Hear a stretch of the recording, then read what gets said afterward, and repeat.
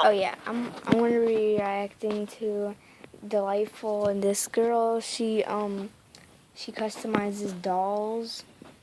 So yeah.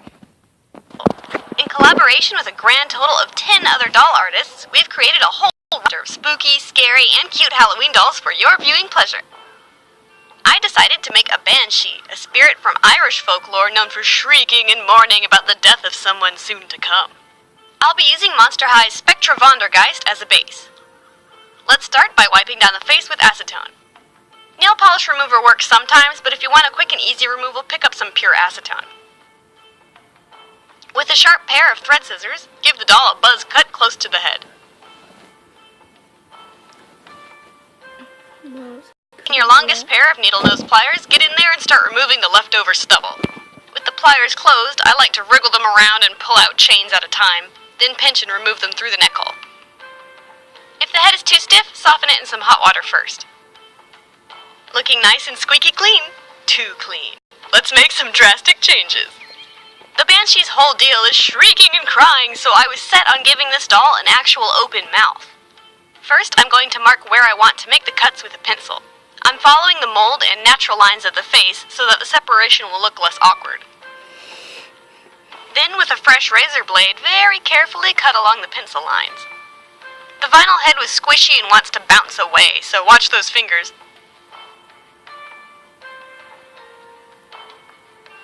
And it's off! Oh, Spectra, what have I done to you? To give my sculpting medium something to grab onto, and to make the vinyl less bouncy, route a small wire through the jaw.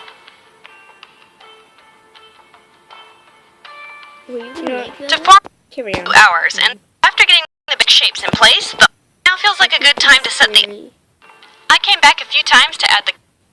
Even at this stage, she's already looking really great, and I was pretty excited about how well the mouth was going. It's time to reconnect the jaw. With the same wire, form a secure stitch on either side of the jaw. Make sure the wire comes out on the inside so that it's hidden. Then mark where it lines up on the cheeks. I use needles to puncture the vinyl beforehand so that the wire can pass through more easily.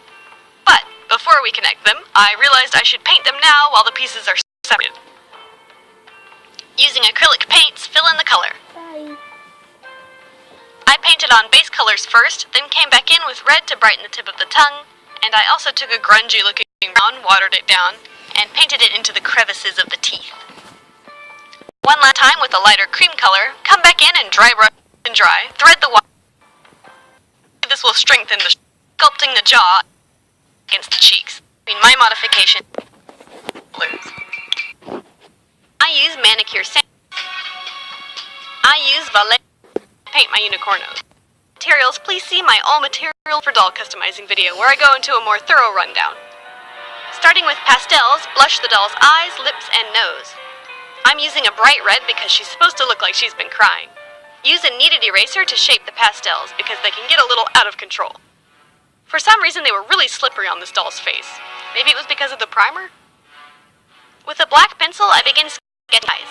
My original plan was to have solid red beady eyes, but it just wasn't Spectra's mold.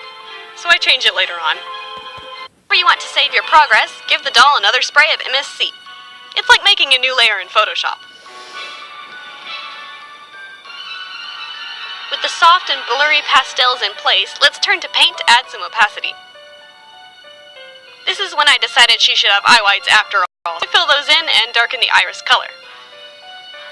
During this face-up, she kept going back and forth between horrifying and kind of derpy looking.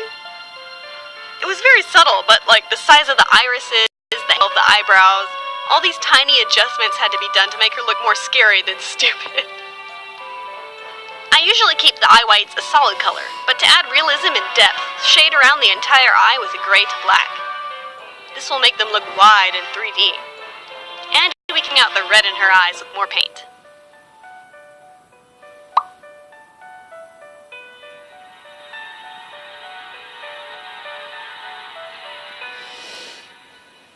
With a few finishing touches like the tear ducts and accenting eyelids, the face is done. Well, almost. I want her to be crying 3D tears, and I saw my pal Color do this with nail polish, so I'm going to give it a shot.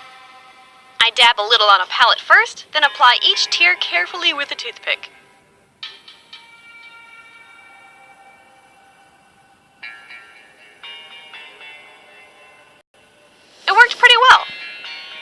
you can tell this doll has seen some serious shifting to the hair. I'll be using combed yarn wefts in the same color white as the doll.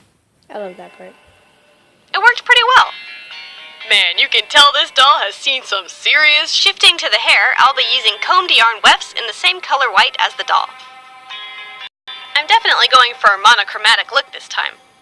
So, starting from the base of the head, I glue on weft after weft until we reach the crown.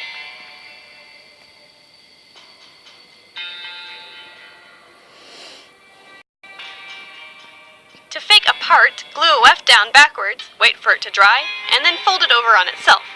Repeat for the other side. Also, if you don't want to wait, a hairdryer on a low setting is a great way to speed things up.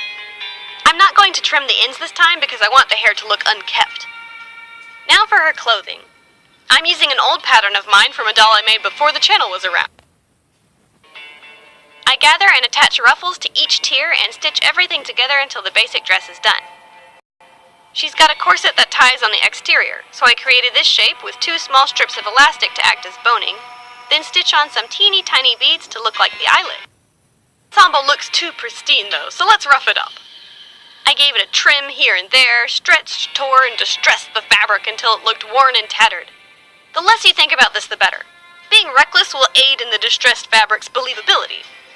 I've noticed that spending too much time on it results in a contrived, fakey-looking tatter. So have at it. And there we go. All the pieces are made. Let's reunite her head to her body and call her done.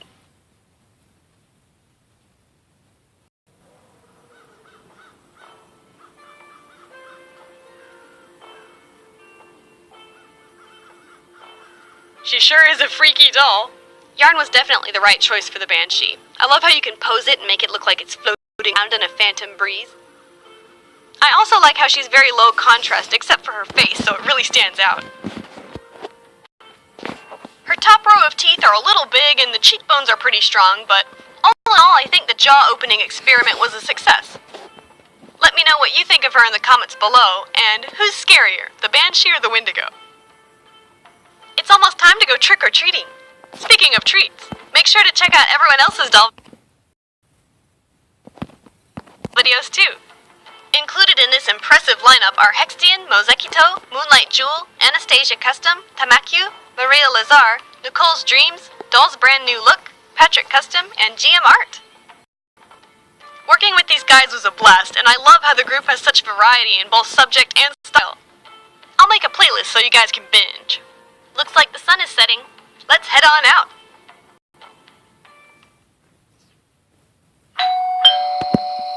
Just saying, she does these little stories at the end of her videos sometimes. Trick or treat!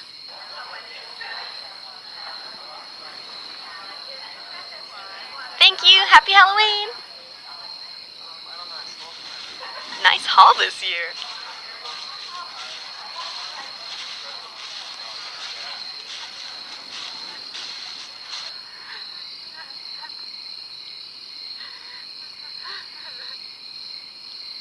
Do you hear that? Someone might need our help. Oh, come on, guys.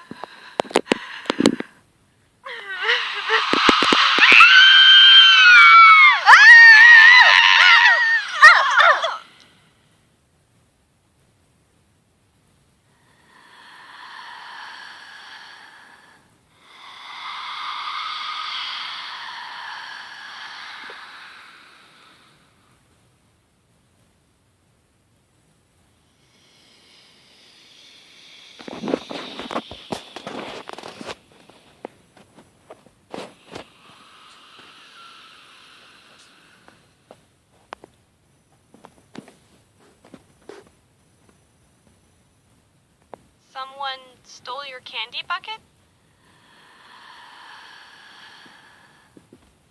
poor thing. Let's go find it.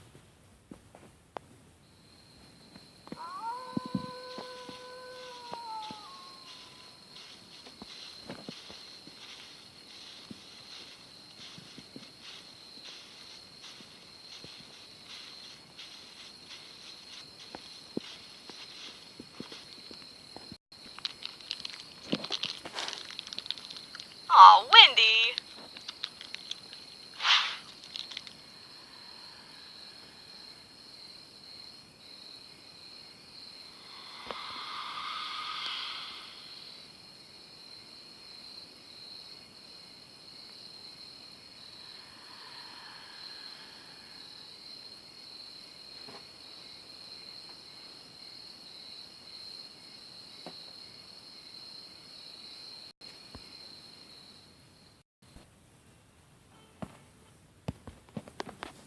Yeah, so that's the end of this video, and